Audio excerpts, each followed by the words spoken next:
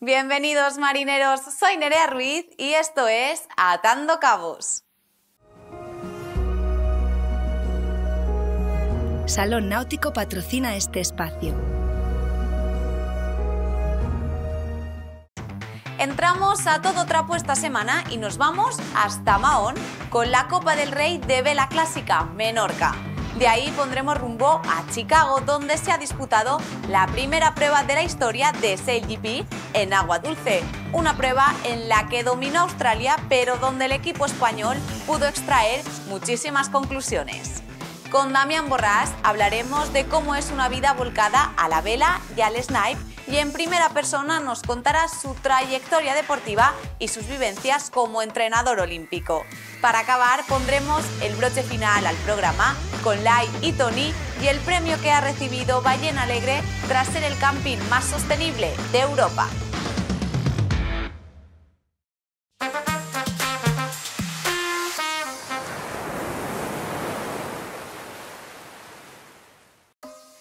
Época, clásicos, espíritu de tradición, big boats y goletas.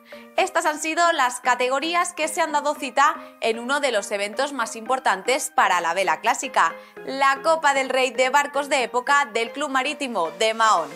Los pantalanes del puerto menorquín se han convertido en un museo flotante donde se podían apreciar verdaderas leyendas y joyas del patrimonio marítimo internacional. Y además la regata ha formado parte por primera vez del nuevo circuito internacional de Mediterranean Champions Cup.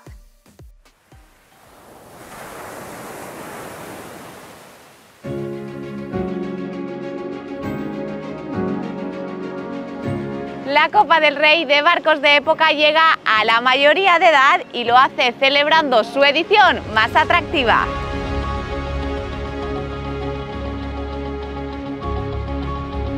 Y es que la cita menorquina deslumbra no solo por la cantidad, más de medio centenar de inscritos, sino también por la calidad de todas estas joyas que están a punto de surcar las aguas de Mahón.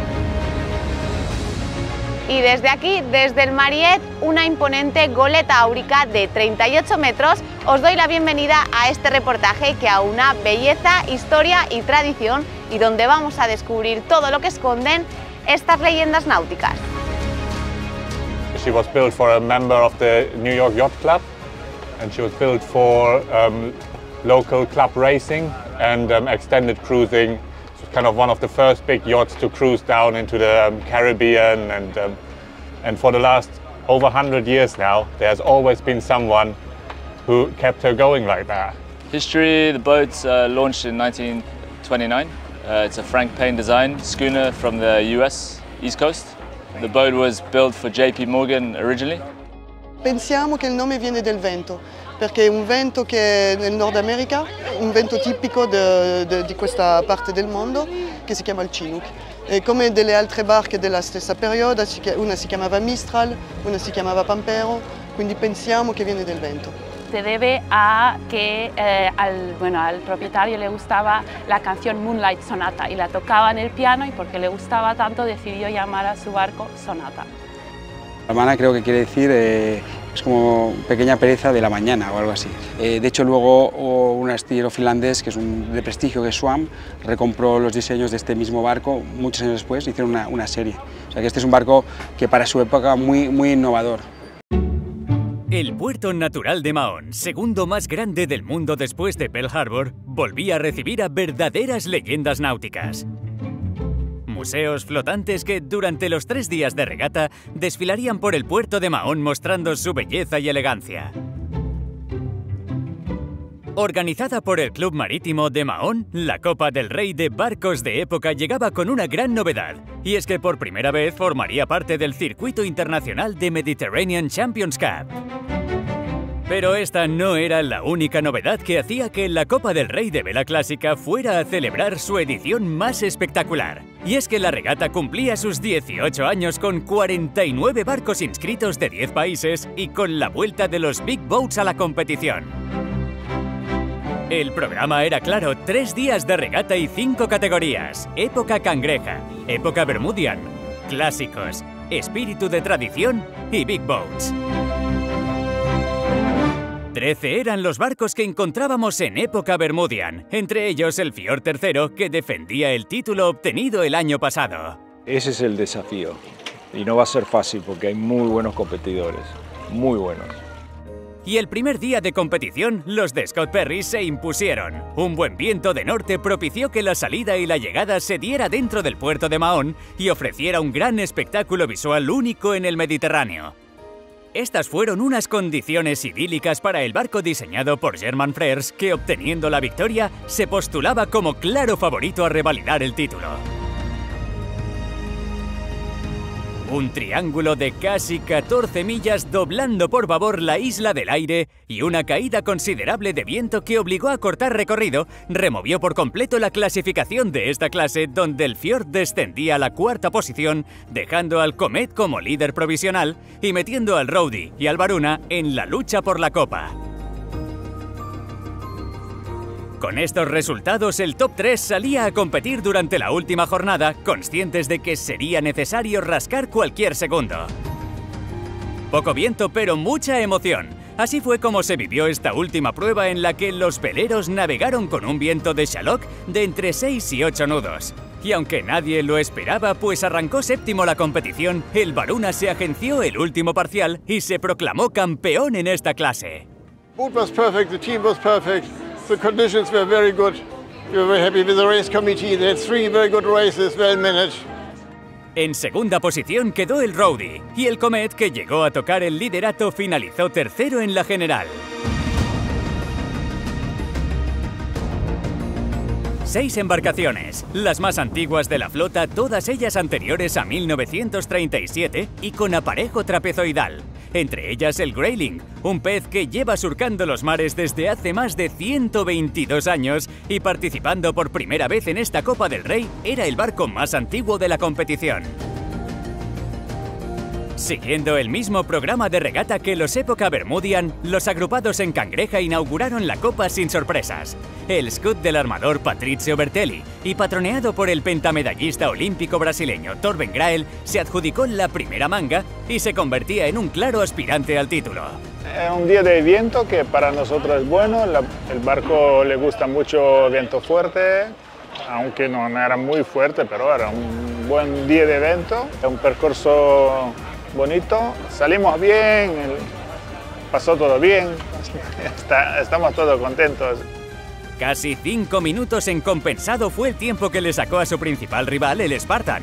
Pero esto no fue motivo para que la tripulación patroneada por Justin Burman despertara en las siguientes jornadas, a pesar de ser el barco más pesado de esta categoría y de que el viento fue flojo en los 2 últimos días. El Spartan hizo muestra de su buen hacer y se proclamó tras las 3 mangas campeón de la Copa del Rey en época cangreja. Enorme para nosotros porque el barco que hemos ganado no lo hemos podido ganar de todo el año pasado, entonces vamos a celebrar. Con 14 barcos en liza, los clásicos eran la clase más numerosa, una categoría donde el dominio fue claro. El Argos de la armadora Barbara Trilling, con 2 primeros y 1 segundo, no vio peligrar en ningún momento su mandato, aunque tuvo grandes rivales como el Incauter o el Rosina di Mare. Sin sorpresas, Barbara Trilling defendió su rating pese a las diferentes condiciones que marcaron el campo de regata cada jornada y sumó la que es ya su 7ª victoria en esta Copa del Rey Repsol en Mahón. Es una maravilla, son unos días maravillosos que yo paso todo el año organizando y preparando para las regatas que hagamos todo el año con el carpintero, con el barnizador, con las reparaciones, con las velas, con todo, para llegar a este momento que son unos días maravillosos entre todo. Los Big Boats fueron la gran novedad de esta edición. 4 barcos, todos ellos de más de 23 metros de eslora, que llenaron de belleza y tradición el puerto natural de Mahón. En liza, el Mariette, el Sumurun, el Viveka y el Halloween. El viento de norte con el que se estrenaron fue más que favorable para el francés Viveka, con el que pudimos vivir uno de los momentos más impresionantes de la regata cuando salió desde el interior del puerto junto al resto de Big Boats. Con la caída de viento durante la segunda jornada, el Viveka no se sintió cómodo y fue el Sumurun quien se adjudicó la manga, propiciando un empate en la cabeza de la general y dejando todo a decidir en la tercera prueba. Y así fue, pugna por la victoria hasta el último momento cuando el Viveka finalmente se impuso al Sumurun y se proclamó campeón esta edición. Oh, this makes me feel so excited. I was part of building Viveka back in San Francisco, and to see it come all the way to the Med and to take a victory just means the world to me. Una decena de espíritus de tradición componían la lista de inscritos de esta clase, en la que encontrábamos al barco que más victorias ha conseguido en la Copa del Rey, el Kalima del armador Javier Pujol. La victoria del Legolas el primer día de regata parecía indicar que la racha podría acabarse para los del Club Marítimo de Mahón, que veían peligrar su mandato ante un Legolas y un matrero que le estaban poniendo las cosas muy difíciles en el campo de regata. Pero el Kalima resurgió durante la segunda jornada y se metió de nuevo en la lucha por el oro, empatando con el Legolas y haciendo que la última manga fuera la decisiva. El Kalima demostró en la última jornada quién es el rey de copas y, adjudicándose el parcial, volvía a ser el campeón en espíritu de tradición un año más. Javier Pujol tiene casa aquí, el barco es del Club Náutico de Mahón y casi es como una especie de tradición y obligación participar en la regata. Tienes que pensar que llevamos muchos años. La media a bordo es de 67 años. Y ahora sí, con los ganadores me despido de esta Copa del Rey de barcos de época, tras una edición que ha demostrado nuevamente por qué es una de las competiciones más prestigiosas del Mediterráneo.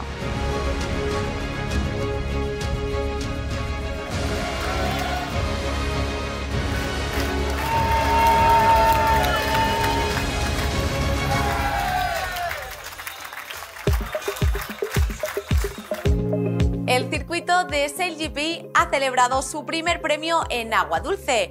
Fue en el lago de Michigan, Chicago, y el F50 Victoria, patroneado una vez más por Jordi Chamar, acompañado de Florian Trittel, Diego Botín, Joel Rodríguez, Joan Cardona y Paula Barceló, concluyó séptimo tras unas condiciones climatológicas poco favorables que dejaron sin capacidad de volar a los catamaranes más rápidos del mundo. Eso sí, como tras cada competición, el equipo español pudo extraer muchísimas conclusiones y así nos lo cuenta Jordi Chamar.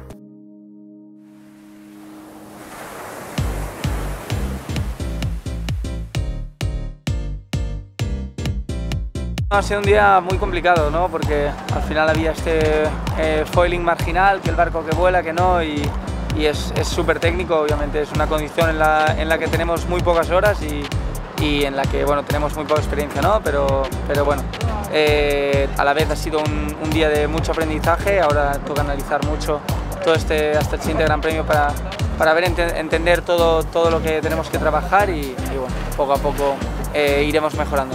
Hoy sabíamos que teníamos un poco de distancia detrás de puntos y estábamos más o menos cerca de los de delante. Queríamos tener una táctica un poco más agresiva el día de ayer. No hemos conseguido salir muy bien y también tenemos pocos días así con poco viento y a la grande. Y nada, creo que tenemos que sacar conclusiones porque obviamente no ha sido un buen día y queremos más.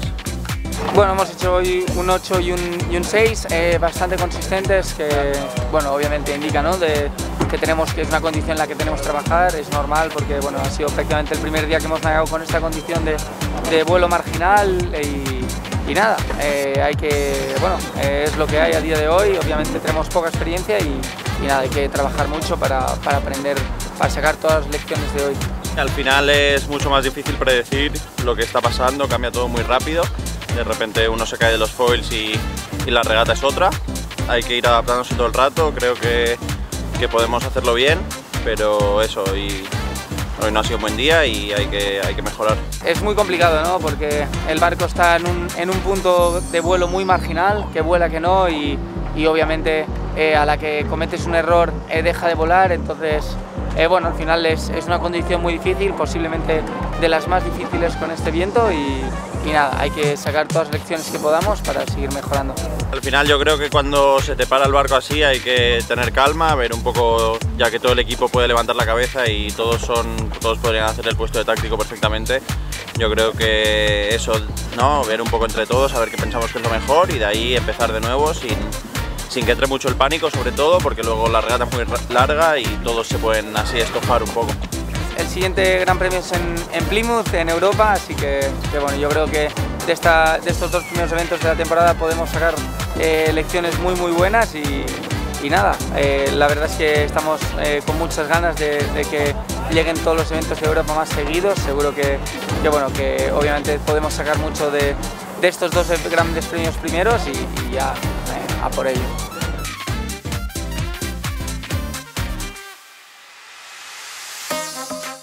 Damián Borràs es una de las caras más conocidas dentro del mundo de la vela por su trayectoria como deportista y por su faceta como entrenador olímpico. Y en este programa tenemos el placer de conocer más de cerca a este regatista y entrenador que tantos éxitos deportivos ha logrado. Fundación Vela Clásica de España patrocina esta sección.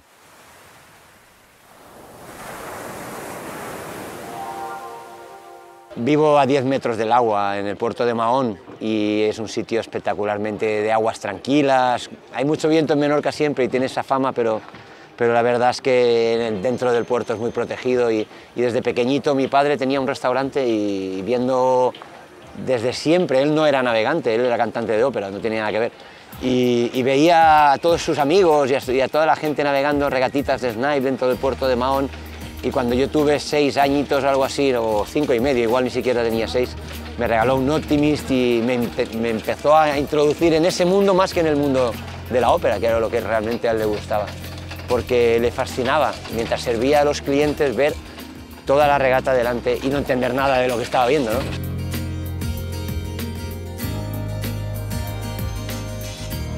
En esa época había Optimist y Snipe, no había otra opción. Hoy en día sería Optimist Laser Snipe en Menorca, en mi isla. En otros sitios hay otras cosas. Lo único que pasa es que el Snipe es un barco espectacular que, sin tener un gran coste, puedes competir al más alto nivel. Hay embarcaciones que hoy en día están compitiendo aquí que a lo mejor están por 4.000 euros. No es un Fórmula 1 del mar a precios descabellados. No necesitas una forma física espectacular como en otras clases olímpicas, donde básicamente premia el físico, a la inteligencia o al saber hacer de coger bien un rol, ese feeling que tenemos con las olas, es algo muy especial.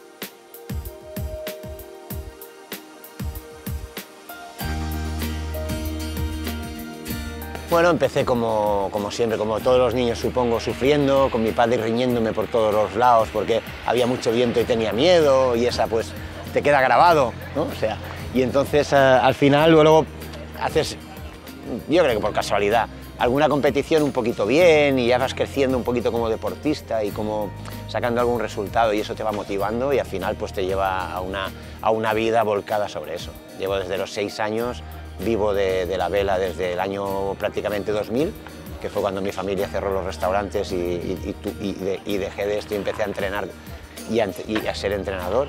Y la verdad es que, bueno, es un modo de vida y el snipe prácticamente te diría que es mi vida. De hecho, lo que os decía antes, me tatué aquí el snipe para recordarme que es mi vida. Empatía, buen saber, amistad, porque yo del snipe lo que realmente me llevo es que es una familia. Del estar también me llevé eso. Somos una familia. Yo voy ahora a Noruega y todo el mundo me deja el coche, y me deja su casa y me dejan todo. Y los conozco de 5 campeonatos una semana. Pero es algo más, es como tener un hermano o un primo, ¿no? O sea, y eso creo que es muy importante. Empiezas como un hobby, tienes tus héroes, intentas copiarles, todo lo que ellos hacen o lo que dicen es algo increíble. O sea, ahora mismo, ¿cómo te podría decir? Yo que es que cada vez que oigo a Rafael Nadal hablar es como una lección de vida y intento asimilar todo eso. No lo veo en ningún otro deportista. Lo vi cuando era pequeño con Michael Jordan y ahora lo estoy viendo en Rafa Nadal, que cada vez que habla yo soy mucho más viejo que él y me está dando lecciones de vida y formas de ser y humanidad y simpatía y compañerismo, empatía muchísimo con los rivales y eso es vital. Es la única clase donde hay regatas en los clubs, donde hay una familia, donde hay una hermandad. Las demás clases, y soy entrenador y lo estoy viendo, la gente es efímera, pasa, viene 4 años, 5 años, dan su vida por ello, se desquician y se largan. Aquí no sé si has visto, la mayoría son gente de mi edad o gente incluso más mayor, que siguen compitiendo y siguen teniendo un modo de vida, un objetivo anual, cada uno se pondrá el límite en el campeonato regional, en la regata del sábado. Esa regata del sábado que se tenía en el Snipe en Cádiz, que se tiene en el Snipe en Menorca, en el norte de España, en Valencia y en muchísimos sitios donde me estoy olvidando los nombres, en Canarias, ¿vale? Eso no existe en otra categoría. Y con un barco de 3.000–4.000 euros, que tiene aproximadamente como mi antiguo barco que tengo en Menorca del año 92, poder competir a nivel nacional, eso no existe en ninguna categoría. Cero. Todas las demás categorías y todo lo que se está creando ahora de foil y de barcos muy rápidos, espectaculares, estamos hablando de un dineral que no nos lo podemos permitir. Por eso somos 100 barcos y por eso los demás son 10 o 12 barcos. Esa es la gran diferencia y eso es lo que me gustaría transmitirles a la gente. La gente que navega en láser, que navega en otras categorías y a los 18 años lo dejan por temas de estudios y por temas de que cuando voy fuera a vivir no puedo ir al gimnasio todo el día y no puedo entrenar, pues este es el gran barco, donde una vez al mes basta un fin de semana para mantenerte y poder luego en verano pues estar en forma y competir.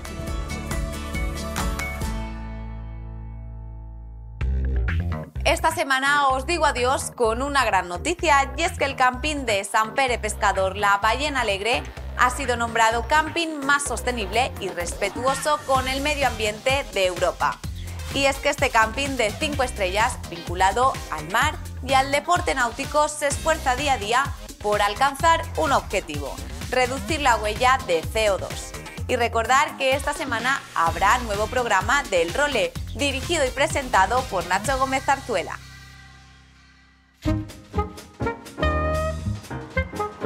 Pues este premio nos ha otorgado el Real Automóvil Club de Alemania, que es la DAC.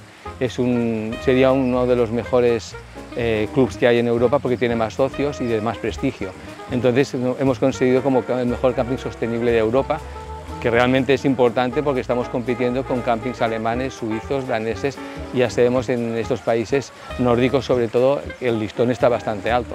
Entonces es importante pues haber conseguido un premio aquí deportivo para aquí en la península, para España. Nos lo han conseguido varios factores. Primero hay el tema de placas fotovoltaicas, el tema de geotermia, pero sobre todo eso es importante, pero hay un factor más importante todavía, que es concienciar al cliente y haciéndolo participar en la sostenibilidad a través de concursos. Por ejemplo, en los bungalows se hace un concurso entre los clientes más sostenibles, que son los que han ahorrado más. Entonces se hace entre los 10 más sostenibles se hace un sorteo y se le paga las vacaciones del año siguiente.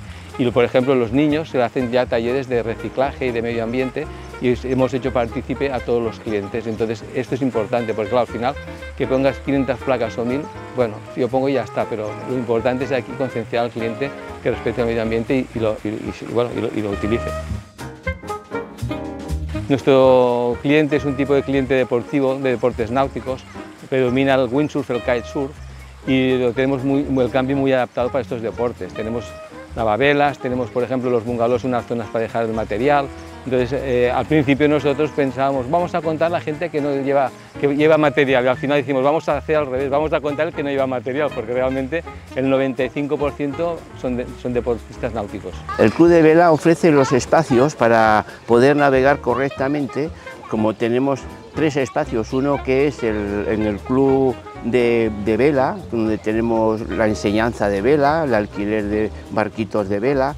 Luego tenemos el otro lugar que es el lugar para la zona de windsurf, que es donde también tenemos el alquiler y la enseñanza de windsurf, y tenemos otro espacio que es donde se practica el kitesurf, el windsurf actual, el foil.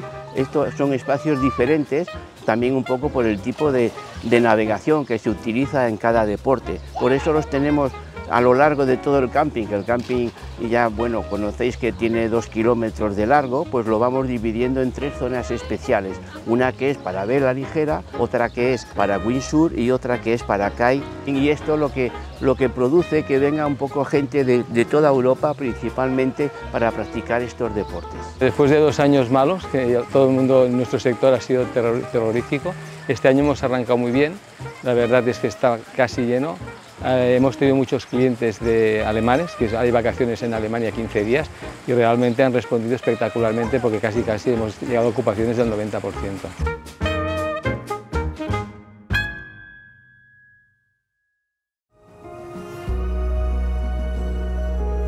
Salón Náutico ha patrocinado este espacio.